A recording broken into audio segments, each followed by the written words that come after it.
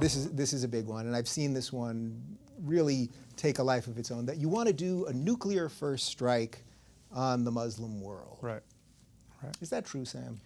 No, alas, it's not true. Okay. I guess, but it was made true, apparently, or at least to the satisfaction of many people, by Chris Hedges, who went around in every stop on his book tour, radio, television, print, telling people that this was in fact my position.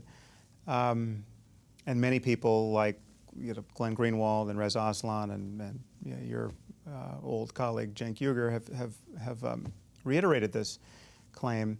There are a couple of passages in my first book, The End of Faith, where I talk about how a certainty about paradise and about martyrdom as the best way to get there just destroys the logic of nuclear deterrence, of mutually assured destruction that we had, that kept us more or less poised on the brink of a mutual annihilation with the Soviet Union for so many years. And I just pointed out what I think is an obvious fact, and still is an obvious fact, should be an obvious fact, and a very troubling one, that if you have a regime that has that is the psychological equivalent of the 19 hijackers, people who woke up in the morning wanting to fly a plane into a building. That is a regime who they're not rational actors. You can't, or if they're rational, they're rational within a context of believing that they're going to paradise this way, right? So what's the rational part of that? Yeah, but if you believe that, it's rational to blow up the world. It's rational to hit the wall at 400 miles an hour.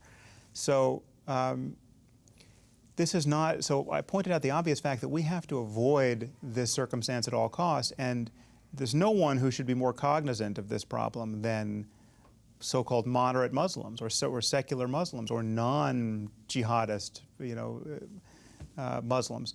And we have to collectively find some path to a future in which you don't have a true jihadist regime armed with long-range nuclear weapons. And all of those, so long range is crucial. I mean, so you have Pakistan. Pakistan already has nuclear weapons. Do I think we should execute a nuclear first strike on Pakistan? No. Pakistan is not, first of all, a jihadist regime, and though they're one coup away from being taken over by one, but they don't have the warheads that can deliver these nukes to the capitals of Europe or to the U.S.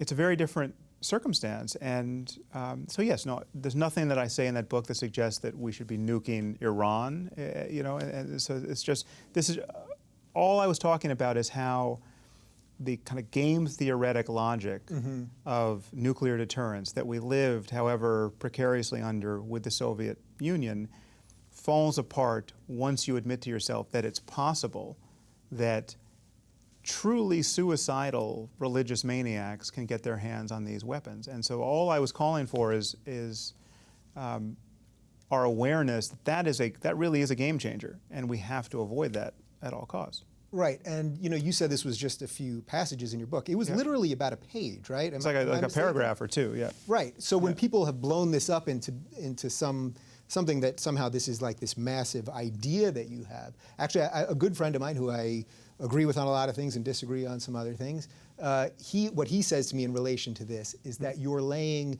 the philosophical groundwork for a nuclear first strike. Well, I mean, people respond to this passage as though I invented nuclear weapons, right? Or that I think they're a good thing. Right? I'm just talking about the reality of our world. We have a nuclear policy. Right, we have a first strike policy. We have someone somewhere in a war room has beaten out every choice point in terms of what are the circumstances where we would use nuclear weapons first. What are the circumstances where we would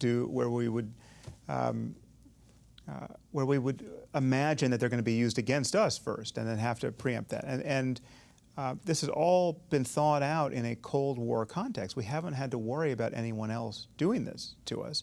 And when you're talking about other regimes like China or North Korea, there's a plausible assumption that they're not suicidal, that everyone isn't eager to die, right?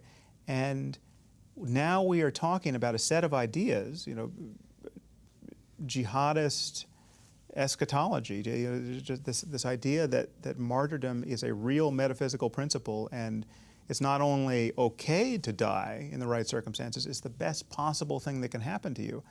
And that there's no such thing as innocent collateral damage, because all the good people are going to go to paradise with you, and they're just going to thank you for it, right? Yeah. So there's nothing can go wrong, and this world is just fit to be destroyed.